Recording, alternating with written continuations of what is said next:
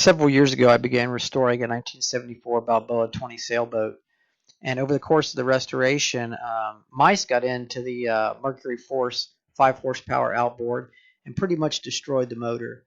The carburetor was shot, and I couldn't get replacement parts for it, so I began looking at my options.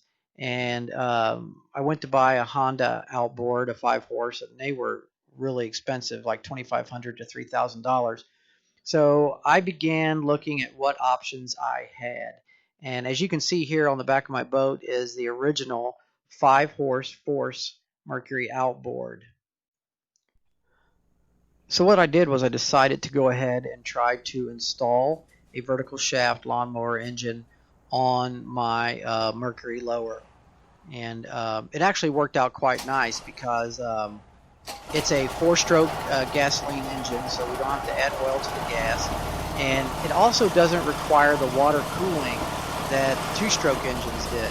So you can test run it out of the water. We could do all of our mock-ups and all of our trials out of the water, and which we did. Then we actually put it on the boat.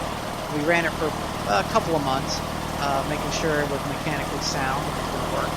And so at that point, I decided that I was going to take it to the next level and kind of make it look like a factory job, like it came from the factory, like that. And that's what we did next.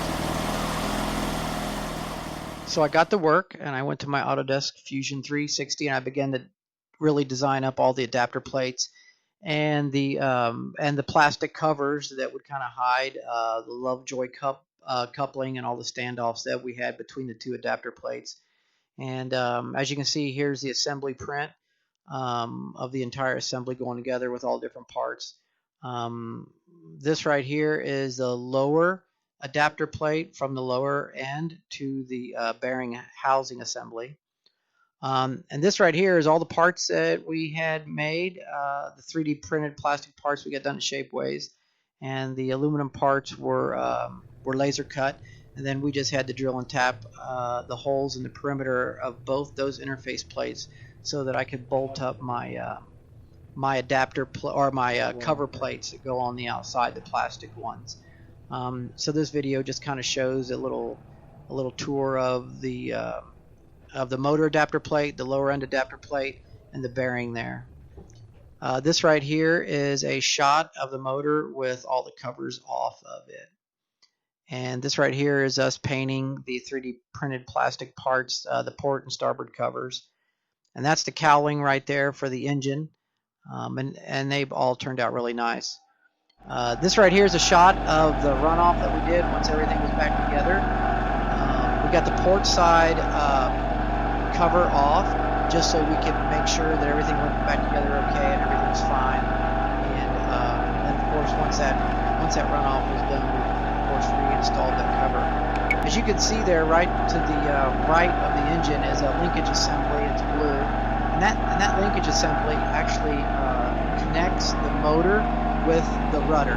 So when I control the rudder, I'm actually turning the boat motor also. And the throttle for the motor is remoted to the rudder control, so I really don't have to mess with the engine too much. Here's a shot of the first installation of the motor on the boat. It looks like it kind of belongs there. So we took the boat out and we did a test run with the motor. We had it out about 2 hours, and we ran a full tank of gas through it, and it really worked great. The linkage system worked great. The motor worked great. We motored all around Brookville Lake, and we didn't have any problems with it. So I think it's a successful project.